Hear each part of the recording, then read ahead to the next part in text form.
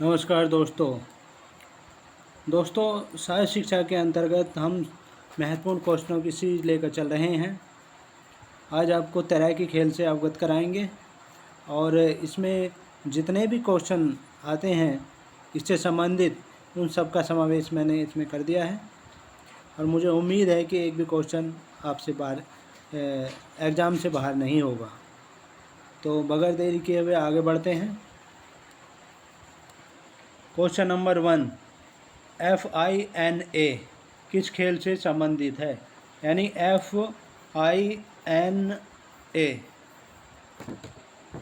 ये तैराकी खेल से संबंधित संगठन है और इसकी स्थापना 19 जुलाई 1908 ईस्वी में, जिस समय ओलंपिक खेल लंदन में चल रहे थे उस समय की गई थी और लंदन के मैनचेस्टर में इसकी स्थापना की गई थी। नेक्स्ट क्वेश्चन देखिए। क्वेश्चन नंबर 2, फिना की स्थापना कब हुई थी? जैसा मैंने पिछले क्वेश्चन में बताया था 1908 ईस्वी में, जिस समय लंदन में ओलंपिक खेल चल रहे थे उस समय हुई थी मैनचेस्टर में। नेक्स्ट क्वेश्चन नंबर 3, तैराकी खेल को ओलंपिक खेलों में कब शामिल किया गया? तो ओलंपिक खेलों में जो शामिल किया गया था वो किया गया था, ए पार्ट करेक्ट आंसर है। 1956 ईस्वी में ओलंपिक खेल थे, मेलबर्न में हो रहे थे उस समय खेल, तब शामिल किया गया था। नेक्स्ट क्वेश्चन देखिए। क्वेश्चन नंबर 4, एक मानक स्विमिंग पूल की लंबाई कितनी होती है? आदर्श स्विमिंग पूल कहते हैं जिसे, उसकी लंबाई कितनी होती है? तो दोस्तों जो होती है वो अंतर्राष्ट्रीय स्तर पर 50 मीटर होती है। और नेक्स्ट क्वेश्चन में देखिए। क्वेश्चन नंबर 5, एक आदर्श तरणताल कम से कम 25 मीटर चौड़ा होता है, इसकी गहराई कितनी होती है? तो गहराई हमें बतानी है। इसकी कम से कम चौड़ाई कितनी होती है? 25 मीटर होती है और इसकी गहराई कितनी होती है? ए पार्ट करेक्ट आंसर है, 1.8 मीटर होती है। नेक्स्ट क्वेश्चन नंबर 6, तैराकी के तालाब के पानी का तापमान कितना होना चाहिए? तो दोस्तों जो तापमान होना चाहिए आदर्श रूप से वो होना चाहिए 24 डिग्री सेल्सियस होना चाहिए। बी पार्ट करेक्ट आंसर है।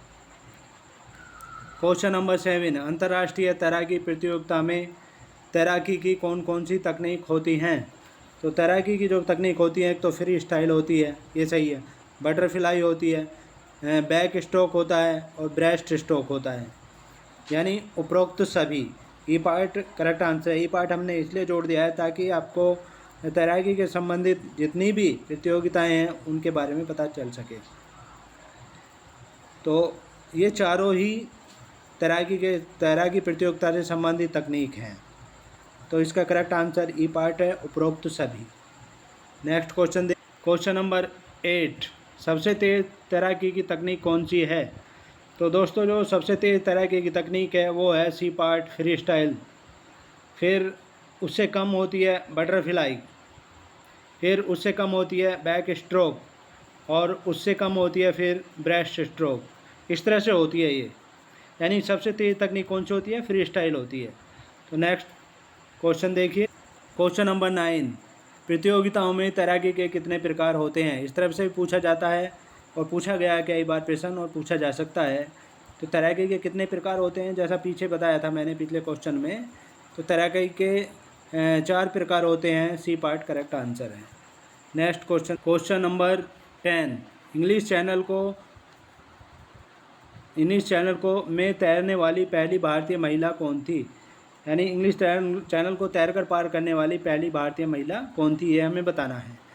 तो जो थी वो थी ए पार्ट आरती शाह। आरती शाह का जन्म 1940 में कलकत्ता पश्चिम बंगाल में हुआ था, यानी ये पश्चिम बंगाल की रहने वाली थी और ये पहली भारतीय और एशिया में भी पहली इंग्लिश चैनल को तैरकर पार करने वाली महिला थी।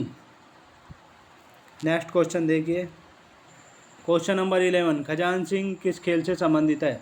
तो दोस्तों खजान सिंह जो हैं सी पार्ट करेक्ट आंसर है, तैराकी खेल से संबंधित है और इन्होंने 1986 ईस्वी में सियोल में ओलंपिक खेल हुए थे, एशियन गेम्स हुए थे 1986 में, तो वहाँ उसमें इन्होंने तैराकी में रजत पदक प्राप्त किया था। नेक्स्ट क्वेश्चन देखिए, क्वेश्चन नंबर 12, प्रथम भारतीय पुरुष जिसने इंग्लिश चैनल तैरकर पार किया था वो थे, सी पार्ट करेक्ट आंसर है, मिहिर सेन थे, और इन्होंने 1958 ईस्वी में ये करिश्मा कर दिखाया था। तो नेक्स्ट क्वेश्चन देखिए, क्वेश्चन नंबर 13, कठिनाई की डिग्री निम्न में से किससे संबंधित है? तो कठिनाई की डिग्री जो संबंधित है वो तैराकी से संबंधित है। और एक चीज़ और बता दें आपको, ये डाइविंग, जिम्नास्टिक आदि खेलों से भी संबंधित है। तो इसमें जो है करेक्ट आंसर सी पार्ट है। हालांकि इसमें डाइविंग दिया हुआ है लेकिन करेक्ट आंसर इसमें सी पार्ट है। तो यदि डाइविंग और तैराकी आए तो दोनों होना चाहिए। तो नेक्स्ट क्वेश्चन देखिए, क्वेश्चन नंबर 14, ट्रायथलॉन बहु खेल कूद प्रतिस्पर्धात्मक चुनौती है और एक एकल प्रतिस्पर्धा में शामिल होता है। तो इसमें से जो शामिल होता है एकल स्पर्धा में वो हैं तैराकी के लिए सी पार्ट करेक्ट आंसर है।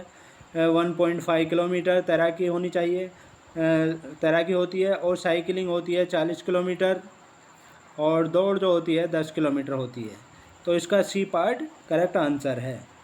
नेक्स्ट क्वेश्चन देख, क्वेश्चन नंबर 15, आधुनिक पेंटाथलॉन खेलों में निम्नलिखित में से किस खेल को सम्मिलित किया गया है?